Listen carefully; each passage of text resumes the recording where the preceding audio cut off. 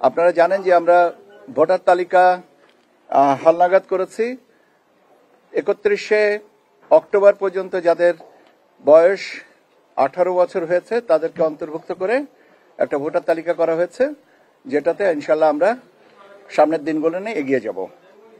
আমি তাদের সংখ্যাটা বলি। 12,76,95,183।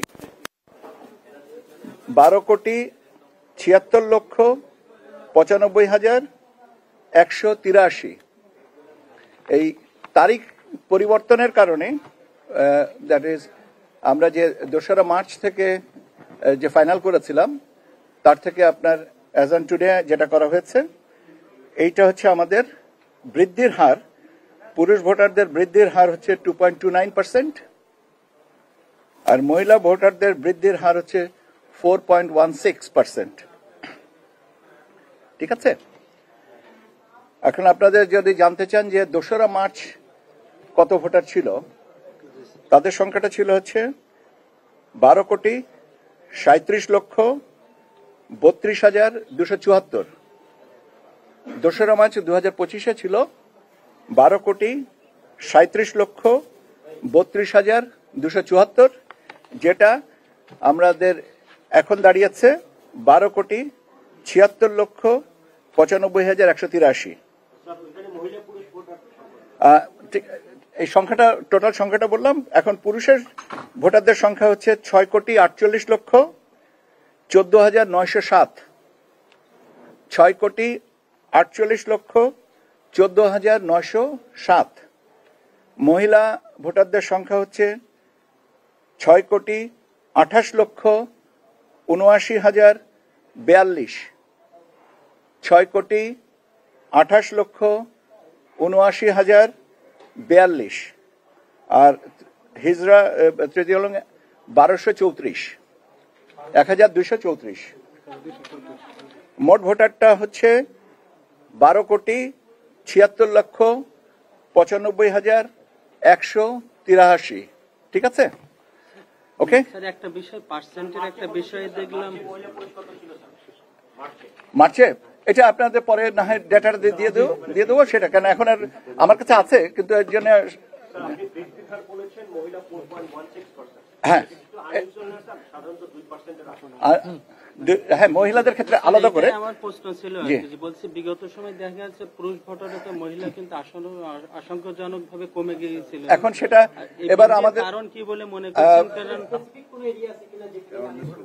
না, এভাবে আমরা টোটালটা বলেছি। এখন স্পেসিফিক এরিয়া তো আমরা বলতে পারবো, কিন্তু সেটা নিয়ে বড় কথা না। কথাটা হচ্ছে যে প্রথমত বাড়ি বাড়ি আমরা যেটা মনে করি সেটা হচ্ছে যে বাড়ি বাড়ি যাওয়া, এবং নির্বাচনে যে আমরা বিভিন্ন সময় যে আপনার ভোটার তালিকাভুক্তির জন্য উদ্বুদ্ধকরণ এবং প্রচার প্রচারণা আপনাদের মাধ্যমে তাদেরকে জানানো ইত্যাদির প্রেক্ষাপটে এটা বেড়েছে বলে আমরা বিশ্বাস করি। ঠিক আছে। 4.16 আপনার কাছে কেন আনইউজুয়াল মনে হচ্ছে? আমি তো বললাম যে অতীতে যারা বিমুখ ছিলেন এবার তারা এসছেন, সেটাই আর কি। বরং আমরা এটাকে একটা ভালো ইন্ডিকেটর মনে করতে পারি, কারণ হচ্ছে যে আমরা অতীতে যে গ্যাপটা যেটা ছিল সেটাকে কমেছে এবং নারী পুরুষের ভোটার সংখ্যাটা করেছে। আনইউজুয়াল তো না, বরং এটাই হওয়া উচিত যে কমে এখন ভবিষ্যতে যদি এটা হয় তখন আমরা বলতে পারবো যে অতীতে 4.18 হয়েছে, আপনার এখন কেন কমলো বা বাড়লো।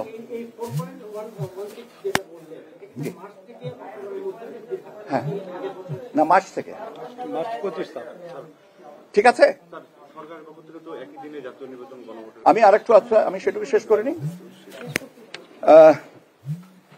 আরেকটা হচ্ছে রাজনৈতিক দলের নিবন্ধনের ব্যাপারে আপনারা যে একটা বিষয় আমি বলেছিলাম, দুটো বিষয় আপনাদের সাথে কথা বলতে এসেছি। আপনারা জানেন যে আমরা 143টা রাজনৈতিক দলের নিবন্ধন কাজ করা শুরু করেছিলাম। প্রথম পর্যায়ের পর্যালোচনা 121টা দলকে আমরা নামঞ্জুর করেছি। পরবর্তীতে 22টা দলের নিবন্ধন কাজ করতে শুরু করি। তার থেকে 3টা দলের ব্যাপারে আমরা পত্রিকায় বিজ্ঞপ্তি দিয়েছিলাম। 3টা দলের নাম হচ্ছে জাতীয় নাগরিক পার্টি এনসিপি, বাংলাদেশ সমাজতান্ত্রিক দল মার্ক্সবাদী, আর বাংলাদেশ আম জনগণ পার্টি। এই তিনটা পত্রিকায় যে বিজ্ঞপ্তি দিয়েছিলাম, সে বিজ্ঞপ্তির ধারাবাহিকতায় আমরা কিছু সংখ্যক আপত্তি পেয়েছি বাংলাদেশ আম জনগণ পার্টির বিষয়ে বাংলাদেশ সমাজতান্ত্রিক দল মার্ক্সবাদী এবং জাতীয় নাগরিক পার্টি এনসিপির বিষয়ে কোনো বিরূপ মতামত পায়নি। সেজন্য কমিশন সিদ্ধান্ত নিয়েছে যে জাতীয় নাগরিক পার্টি এনসিপি এবং বাংলাদেশ সমাজতান্ত্রিক দল মার্ক্সবাদী এই দুটোকে নিবন্ধন এ পর্যায়ে দেওয়া হবে। আর বাংলাদেশ আম জনগণ পার্টির বিষয়ে যে আপত্তিগুলো এসছে সেগুলো পর্যালোচনা করে পরবর্তীতে সিদ্ধান্ত দেওয়া হবে। আপত্তিগুলোর মধ্যে কি বলা যায় কি ধরনের উল্লেখযোগ্য কোনো আপত্তি আছে যেটা উল্লেখযোগ্য আপত্তি আছে বলে বিবেচনাধীন আপত্তি আছে বলেই তো এটা পর্যালোচনার কথা বলা হয়েছে। এখন আপনি যদি স্পেসিফিক করে বলেন তাহলে আমাকে আরো সময় দিতে হবে আমি একটু বলার জন্য। আমি তো বলেছি পর্যালোচনা, শুনানি পর্যালোচনার একটা অংশ।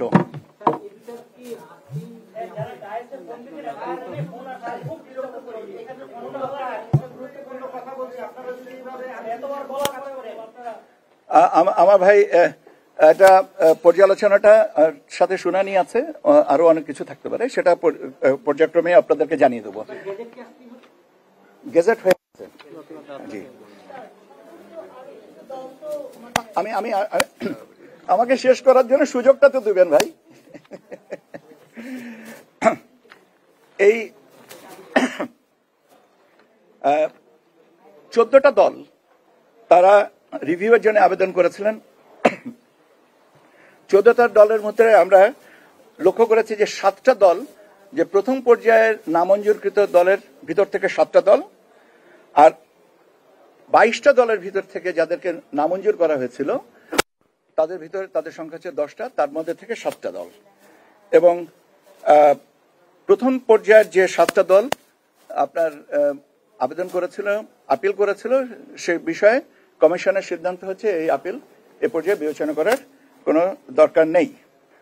আর পরবর্তী 22টা দলের ভিতর থেকে যাদেরকে নামঞ্জুর করা হয়েছিল এবং যারা আবেদন করেছেন তাদের ভিতরে 7টা দল এখন তাদের বিষয়ে অধিকতর পর্যালোচনা, তদন্ত, আলোচনা বিষয়গুলো দেখা হবে। সে 7টা দলের নাম আমি বলছি: বাংলাদেশ বেকার মুক্তি পরিষদ, আবার বলছি বাংলাদেশ বেকার মুক্তি পরিষদ, বাংলাদেশ গণতান্ত্রিক পার্টি বিজিপি, বাংলাদেশ গণতান্ত্রিক পার্টি বিজিপি, জাতীয় সমাজতান্ত্রিক দল জাসদ শাহজাহান সিরাজ, বাংলাদেশ সমাজতান্ত্রিক দল JASAD Shahjahan Siraj, Jatiya Janata party, Bangladesh justice and development party, Bangladesh justice and development party, আম জনতার দল এবং জনতার দল। এই 7টা রাজনৈতিক দলের তথ্য আবার পুনর্বিবেচনায় আনা হয়েছে। এই ছিল আজকের আমার দিক থেকে। এখন আপনারা জিজ্ঞেস করতে চাচ্ছিলেন যে গণভোটের ব্যাপারে কি। এখনো পর্যন্ত গণভোটের বিষয়ে আমরা কোনো নির্দেশনা পাইনি, এবং নির্দেশনা পাওয়ার সাথে সাথে আপনাদেরকে জানিয়ে দেবো কি নির্দেশনা পেয়েছি এবং আমাদের কর্মপরিকল্পনা কি। আমি নির্দেশনা পাওয়ার সাথে সাথে আপনাদেরকে জানিয়ে দেব যে আমাদের কি নির্দেশনা পেয়েছি এবং আমাদের কর্মপরিকল্পনা কি। প্রস্তুতির বিষয়টা তো সার্বক্ষণিক একটা দায়িত্ব আসছে, অর্থাৎ প্রস্তুতি তো আমরা নিজেরা আলোচনা করছি। এখন আপনি যদি জিজ্ঞেস করেন যে কি আলোচনা করা হয়েছে, আমি ক্ষমাসুন্দর দৃষ্টিতে দেখার জন্য অনুরোধ করব। আর কিছু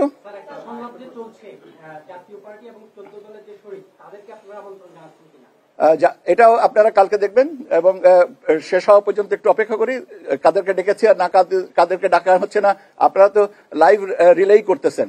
অতএব আরেকটু অপেক্ষা করেন, কালকে সকালেও আরো দুটো, সকালে এবং বিকালে আরো আলোচনার জন্য আপনাদেরকে আমন্ত্রণ জানানো হয়েছে এবং আপনাদের জন্য আলোচনাগুলো শোনারও ব্যবস্থা করা আছে।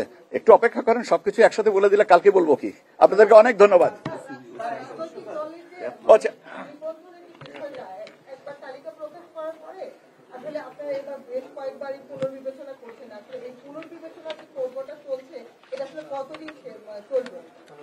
যতদিন না পর্যন্ত কমিশন মনে করে যে এখন বন্ধ করতে হবে।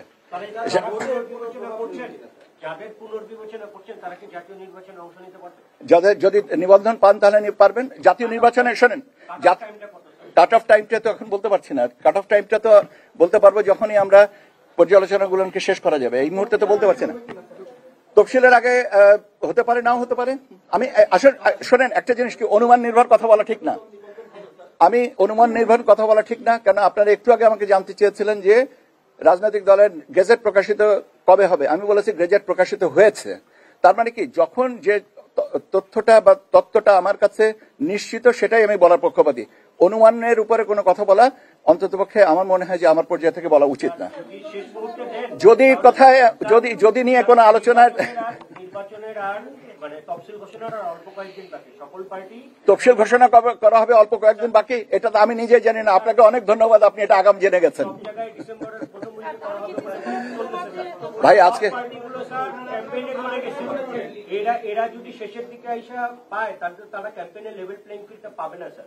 সেটা নিশ্চয়ই থাকবে সেটার জন্য আমরা তো চেষ্টা করবো একটা কাট অফ টাইমের। এবং আমি আপনাদেরকে বারবার করে বলছি যে আমি যখনই যে জিনিসটা আপনাদেরকে কমিশন থেকে জানতে পারবো, আমি আপনাদেরকে সাথে সাথে বলি।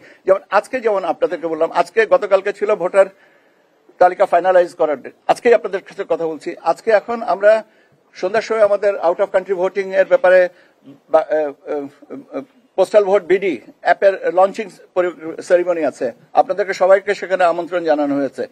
একটা করে করতে দেন, সবকিছু একসাথে করতে পারার মানে সীমাবদ্ধতা তো আমাদের মানুষ হিসেবেও তো আছে, তাই না? একটু যন্ত্র তো না, আমরা একটু অপেক্ষা করেন, একটা করে দিব। হ্যাঁ, আপনি যেটা বলছেন, হ্যাঁ, কারোর তুলনামূলক সুবিধা হবে, কারোর হবে। হাতের 5টা আঙুল সমান না, এটা তো মানতেই হবে। আপনারা যেমন 5টা আঙুল সমান না, আমারও তেমন 5টা আঙুল সমান না। ইলেকশন কমিশন এবং সেই জন্যই চেষ্টা আছে বলেই তো আপনাদের কাছে আমি বলছি। তা নাহলে তো চুপ করেই থাকতে পারতাম। ঠিক আছে, যথাসময়ে যে সবকিছু জানিয়ে দেওয়া যাবে। আমরা তো সেই জিনিসটা আপনাদেরকে জানাচ্ছি যাতে আপনাদের মাধ্যমে কোন রকমের ভুল তথ্য না যায়। আর কিছু কবে শেষ হবে এটা আমি বলতে পারছি না, কেন আমি বললাম আগামীকাল শেষ হবে বা পরশু শেষ হবে। যদি না হয় তখন আপনি আমাকে বলবেন আপনি 2 দিনের সময় দিয়েছিলেন, এখন বলতে পারছেন না কেন। সো আমি ওই জায়গাটাতে কোনোভাবে মানে ইনভলভ হতে চাই না।